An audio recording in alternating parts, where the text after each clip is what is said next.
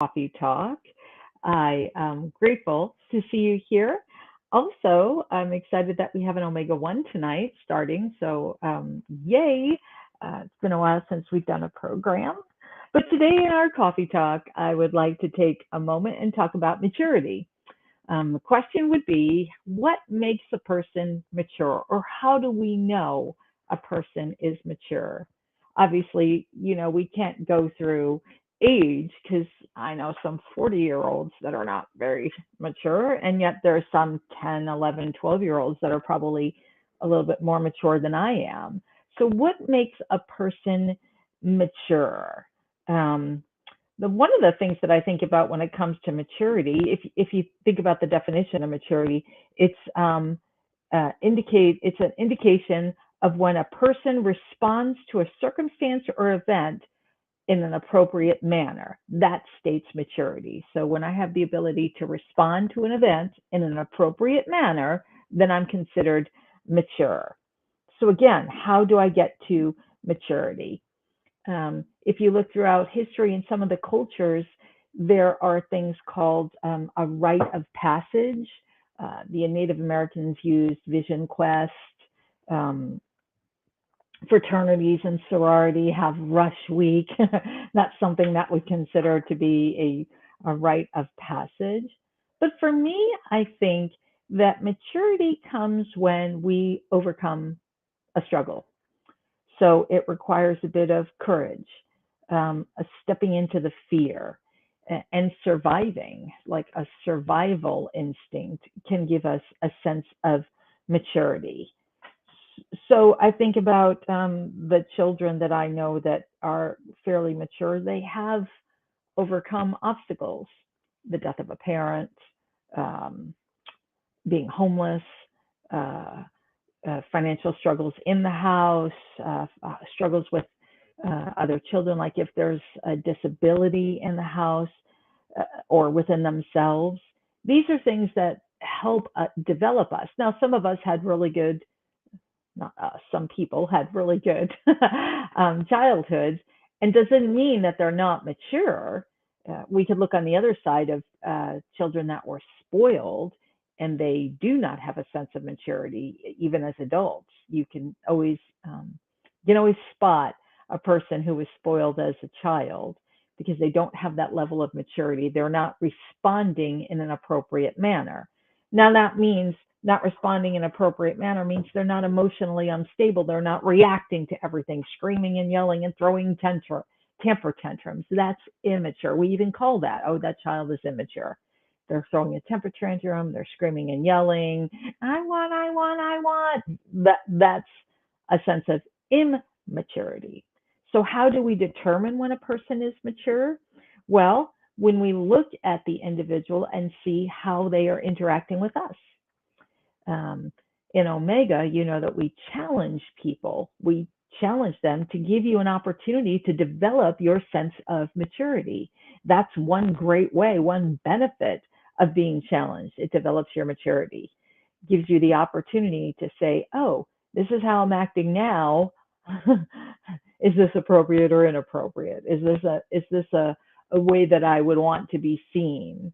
Um, when I think about it, I think about somebody had asked me, what does maturity, like, what would I think a person of maturity is? And there's a couple of characteristics, I think. When it comes to maturity, obviously, emotional intelligence, that shows us a level of maturity. Someone who's courageous, who's able to step into the fear, not react, and say, okay, what needs to be done. Someone who can focus on the solution rather than the problem, that is a level of maturity. Someone who is responsible, takes personal accountability for their actions in life. Of course, integrity, stability, which of course is the idea of emotional integrity. I'm sorry, emotional intelligence. Whole seeing, someone who could look at the big picture rather than what's immediately happening. And then I think a person who has a code of honor, an honorable individual, is a mature individual. When we're looking for that, as I look out in the world and I'm determining who is mature and who is not, and that even sounds quite judgmental. I guess what I'm thinking more about is am I responding in a mature fashion? So as I'm looking out in the world and the way I interact with individuals, am I being mature? Okay, I'm 60 years old, but am I acting like a mature individual? Not am I acting like a 60-year-old, am I acting like a mature individual? Why is this important? Well, the development of my personal growth, my spirit, my soul, my who I am, my essence is truly based on maturity.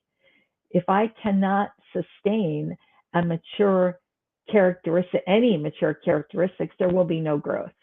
Maturity helps me grow. That's really what maturity is. When we look at gardening and a tree, we even say that tree is mature because it's grown and has expanded. That we can equate that to my own expansion and my own growth. If I am struggling to grow, then it would behoove me to take a look at my level of maturity. If I wish to grow and expand, I must work on my maturity. That is something that we do introduce in Omega 1. We don't particularly say the word maturity. We say um, self accountability. I'm responsible for myself, self knowledge, self awareness, which are steps of learning about my own level of maturity. So I wanted to just have a brief little conversation about that because I don't want to discount the idea that when we have someone, oh, they're immature and they're discounted. When somebody's immature, that's just at the growth stages. They're beginning to grow and we help develop them. Or when I'm developing myself, am I mature in every level? Well, that's what I strive to be in every situation. I strive for that. I may not be successful when it comes to being mature in every level. Life has, we have good days and we have bad days. Catch me on a bad day, I might react instead of responding. It doesn't mean that I'm not mature, just in that moment, I may not have expressed the most mature aspect of me, but it is something to strive for. And again, I really want to connect the idea that maturity, my level of maturity determines my level of growth.